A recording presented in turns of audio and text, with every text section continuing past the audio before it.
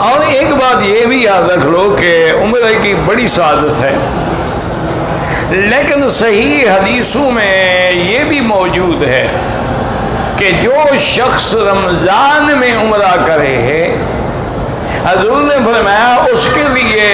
ایسا اجر ہے کہ گویا اس نے میرے ساتھ حج کیا۔ یعنی اندازہ فرمائیں کہ حضور کی ساتھ کے ساتھ حج کرنا کوئی آسان بات ہے۔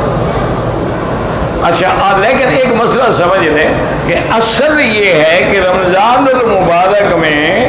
عمرے رمضان کی نیت سے اپنے وطن سے آئے،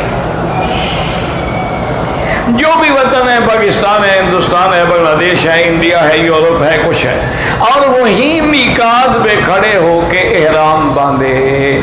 اور لبیک پڑھتے ہوئے اللہ کے حرم میں داخل ہو اور عمرہ مکمل کرے۔ یہ وہ عمرہ ہے رمضان کا جو حضور کے ساتھ حج کے برابر ہے۔ سمجھ آ رہی ہے بات؟ اچھا، اب اگر دوسری بات یہ ہے کہ بھئی ایک آدمی رہتا ہی مدینہ منورہ میں ہے، تو اب ضروری تو نہیں کہ وہ پاکستان جائے، وہ مدینہ منورہ سے احرام باندھ کے عمرہ کرے گا تو اس کو بھی وہی ثواب ملے گا جو حضور کے ساتھ حج کرے، کیونکہ مدینہ منورہ میقات ہے، تو میقات سے احرام باندھے، طائف سے احرام باندھے، جحفہ سے احرام باندھے اور عمرہ کرے تو انشاءاللہ اس کو وہی اجر ملے گا جو حضور پاک نے فرمایا کہ رمضان کا عمرہ جو ہے وہ میرے ساتھ حج کے برابر ہے۔